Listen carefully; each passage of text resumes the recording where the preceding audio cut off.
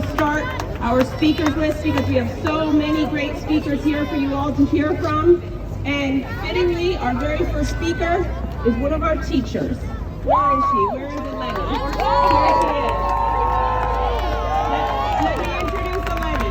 Eleni is a third grade teacher. Eleni Filippatos, I got it right. Eleni Filippatos is a third grade teacher of English as a new language, and she's a New York City public school teacher. She's also co-founder of Teachers for Open Schools, an organization that I was thrilled to see founded during this fight.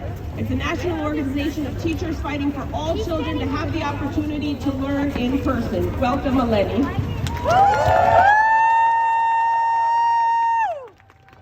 Hi, everyone. Thank you so much for being here today. I'm here to share my experience and perspective as a teacher, one that so many teachers have echoed to me both privately and publicly. I want to be clear, I support teachers and I care about their safety. I'm not here to bash teachers or their unions. I myself am a U of T member and I'm grateful for their role in keeping our schools so safe.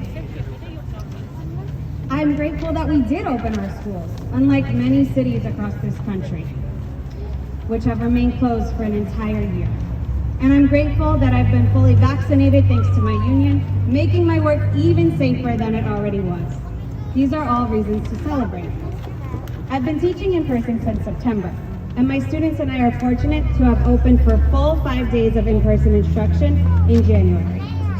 In the month of January, I saw immense growth, development, joy, confidence, learning, socialization, play, all of the things that are so magical about our schools.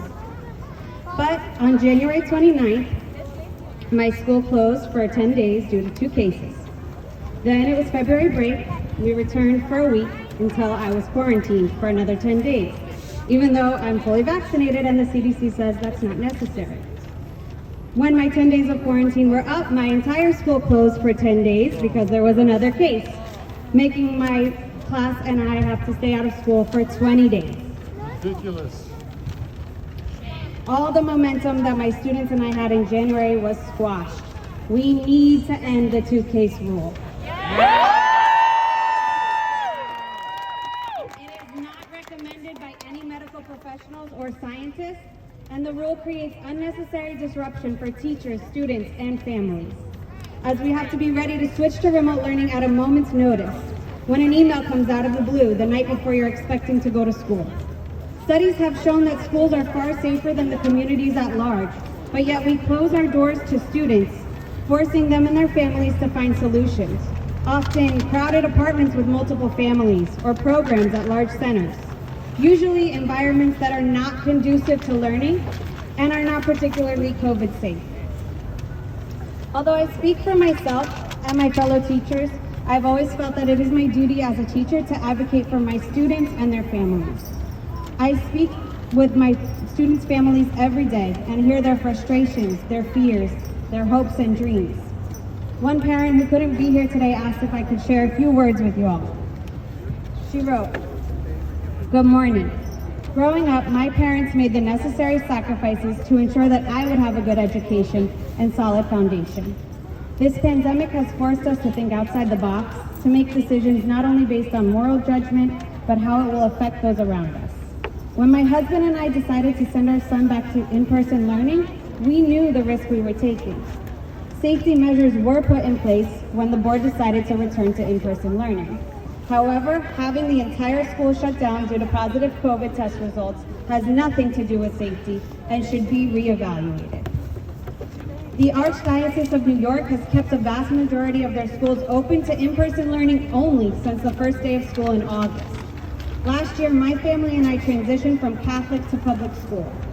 How can their schools fully operate under similar circumstances with little to no interruption? Politics. At some point, we have to get back to making education the priority rather than a burden. For some students, school is all they have. Family, households, and structures have been tested and even broken.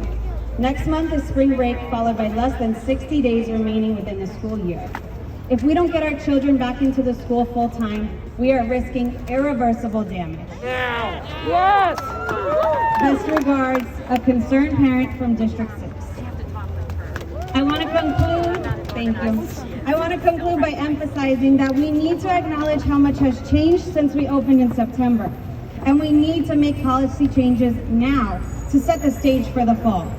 I'm calling on the DOE, the UFT, and Mayor de Blasio to revise distancing from 8 feet, as Maud mentioned, it's 8 feet, not even 6, to 3 feet, which the World Health Organization recommends, and studies have shown it's safe. Allow families to opt back into in-person learning. No family should be held to the decision they made in November, when so much has changed. Create a formal process for vaccinated teachers to return to their school buildings and end quarantining for vaccinated staff. Thank you. And of course, end the 2-case rule now. Thank you.